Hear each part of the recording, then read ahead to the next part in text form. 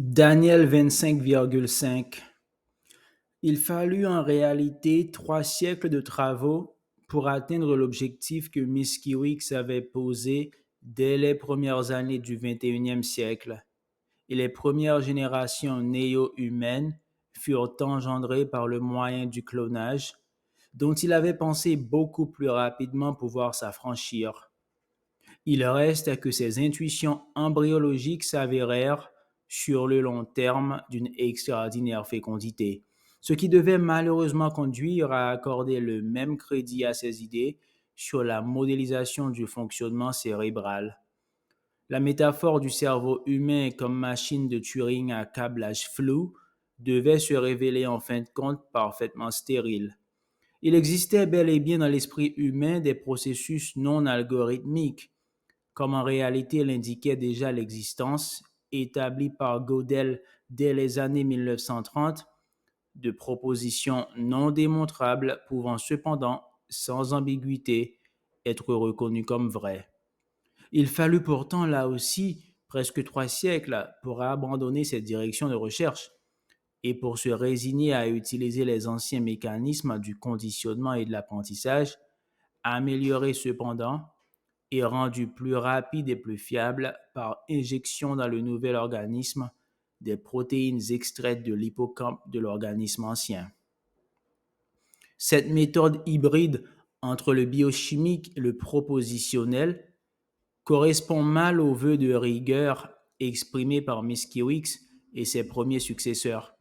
Elle n'a pour ambition que de représenter, selon la formule opérationnaliste et un brin insolente de Peirce, ce que nous pouvons faire de mieux dans le monde réel compte tenu de l'état effectif de nos connaissances.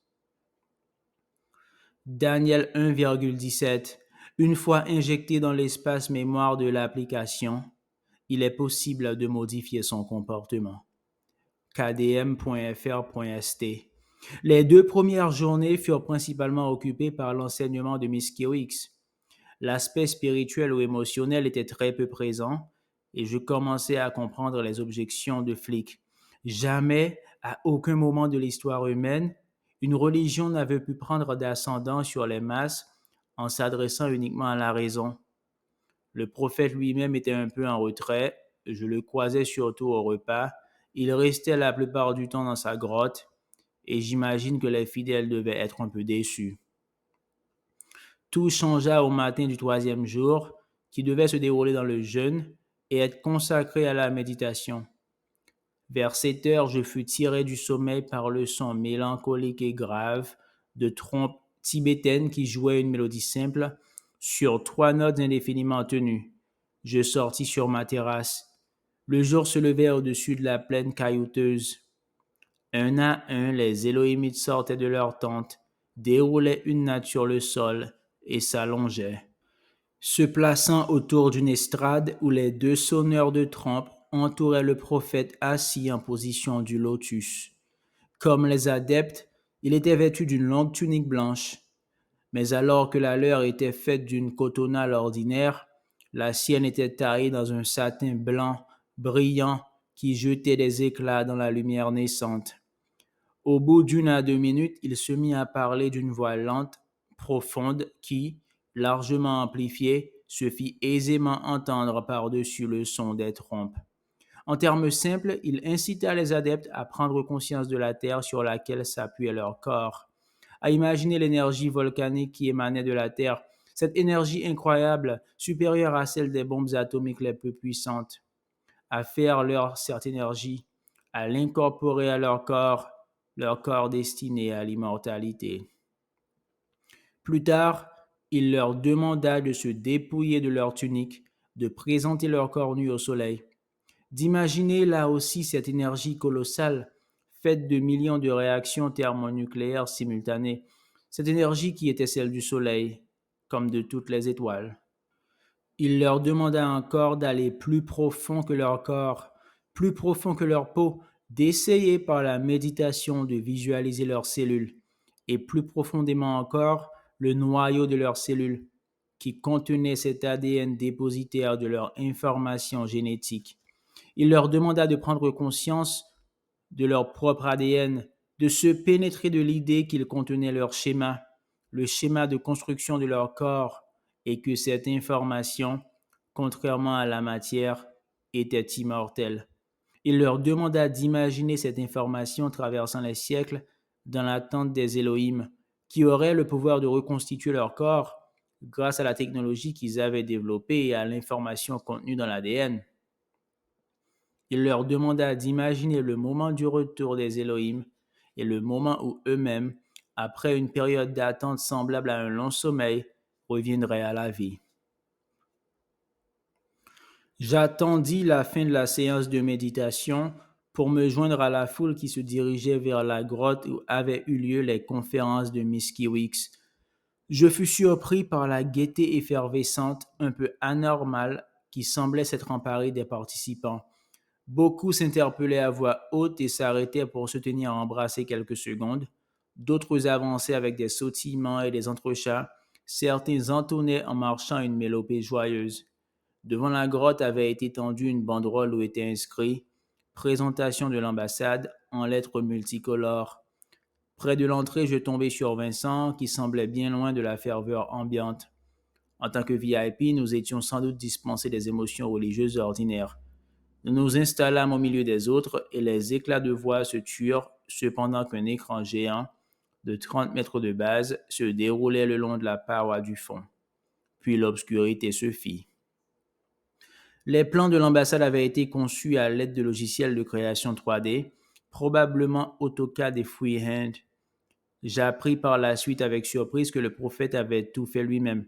Quoique parfaitement ignorant dans à peu près tous les domaines, il se passionnait pour l'informatique et pas seulement pour les jeux vidéo. Il avait acquis une bonne maîtrise des outils de création graphique les plus élaborés et avait par exemple réalisé lui-même l'ensemble du site de la secte à l'aide de Dreamweaver MX, allant jusqu'à écrire une centaine de pages de code HTML.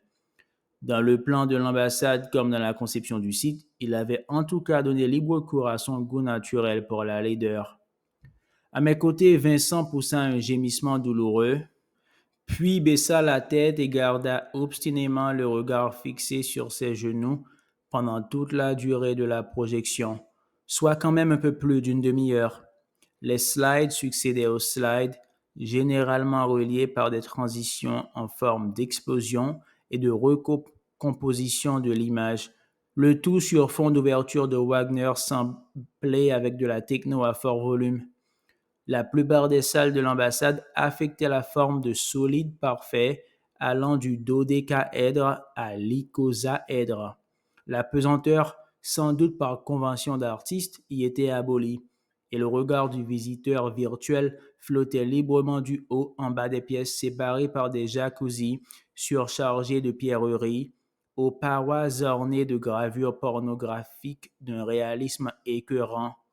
Certaines salles comportaient des baies vitrées ouvrant sur un paysage de prairies fournies, piquetées de leurs fleurs multicolores, et je me demandais un peu comment le prophète comptait s'y prendre, au milieu du paysage radicalement aride de Lanzarote, pour obtenir un tel résultat.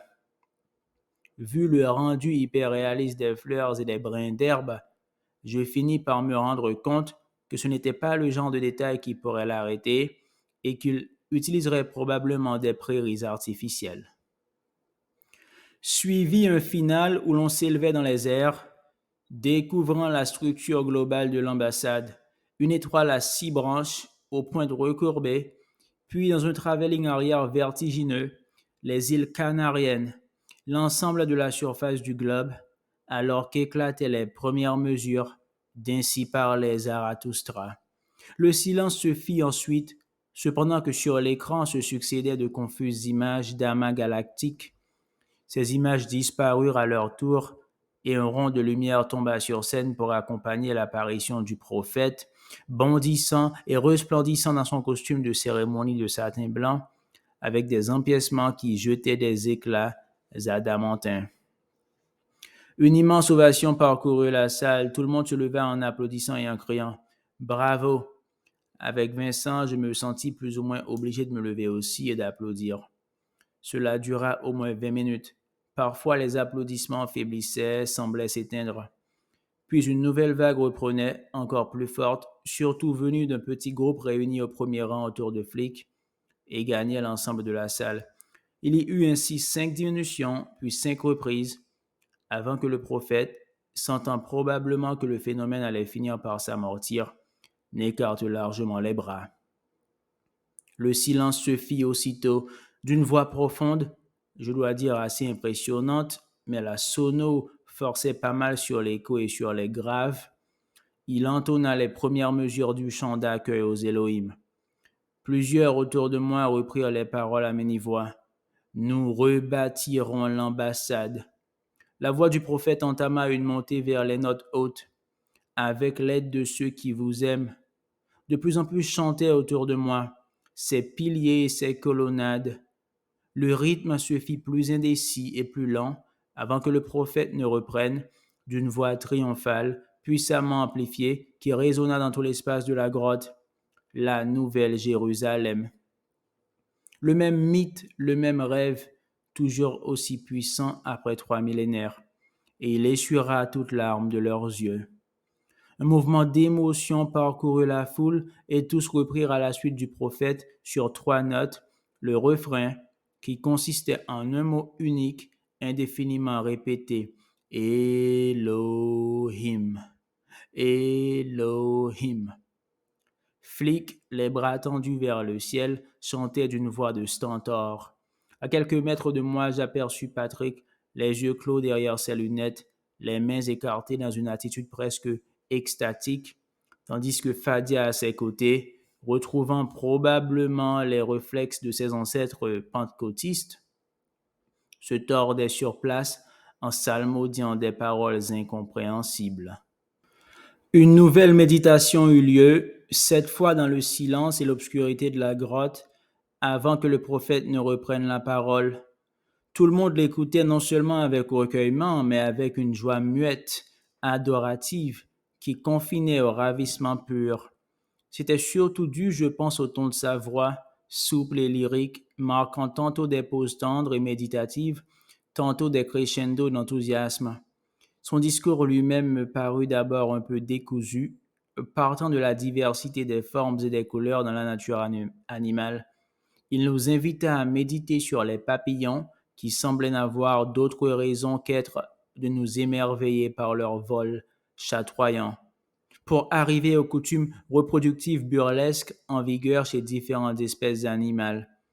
Il s'étendit par exemple sur cette espèce d'insecte où le mâle, 50 fois plus petit que la femelle, passait sa vie comme parasite dans l'abdomen de cette dernière avant d'en sortir pour la féconder et trépasser ensuite. Il devait avoir dans sa bibliothèque un livre du genre Biologie amusante. Je suppose que le titre existait pour toutes les disciplines. Cette accumulation désordonnée conduisait cependant à une idée forte qu'il nous exposa tout de suite après. Les Elohim qui nous avaient créés, nous et l'ensemble de la vie sur cette planète, étaient sans nul doute des scientifiques de très haut niveau, et nous devions à leur exemple révérer la science. Base de toute réalisation pratique, nous devions la respecter et lui donner les moyens nécessaires à son développement, et nous devions plus spécifiquement nous féliciter d'avoir parmi nous un des scientifiques mondiaux les plus éminents. Il désigna Miss Kiwix qui se leva et salua la foule avec raideur sous un tonnerre d'applaudissements. Mais si les Elohim avaient la science en grande estime, ils n'en étaient pas moins et avant tout des artistes. La science n'était que le moyen nécessaire à la réalisation de cette fabuleuse diversité vitale qui ne pouvait être considérée autrement que comme une œuvre d'art, la plus grandiose de toutes. Seuls d'immenses artistes avaient pu concevoir une telle luxuriance, une telle beauté, une diversité et une fantaisie esthétique aussi admirables. C'est donc également pour nous un immense honneur, continua-t-il, que d'avoir à nos côtés pendant ce stage 2 artistes de très grand talent, reconnus au niveau mondial. Il fit un signe dans notre direction. Vincent se leva avec hésitation. Je l'imitai. Après un moment de flottement, les gens autour de nous s'écartèrent et firent cercle pour nous applaudir avec de larges sourires. Je distinguai Patrick à quelques mètres. Il m'applaudissait avec chaleur et paraissait de plus en plus ému. La science, l'art, la création, la beauté, l'amour, le jeu, la tendresse, les rires.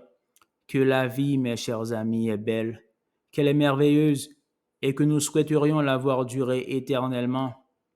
Cela, mes chers amis, sera possible, sera très bientôt possible. La promesse a été faite et elle sera tenue. Sur ces derniers mots, d'une tendresse anagogique, il se tut, marqua un temps de silence avant d'entonner à nouveau le chant d'accueil aux Elohim. Cette fois, l'assistance entière reprit avec force, en frappant lentement dans ses mains. Vincent à mes côtés chantait à tue-tête, et j'étais moi-même à deux doigts de ressentir une authentique émotion collective.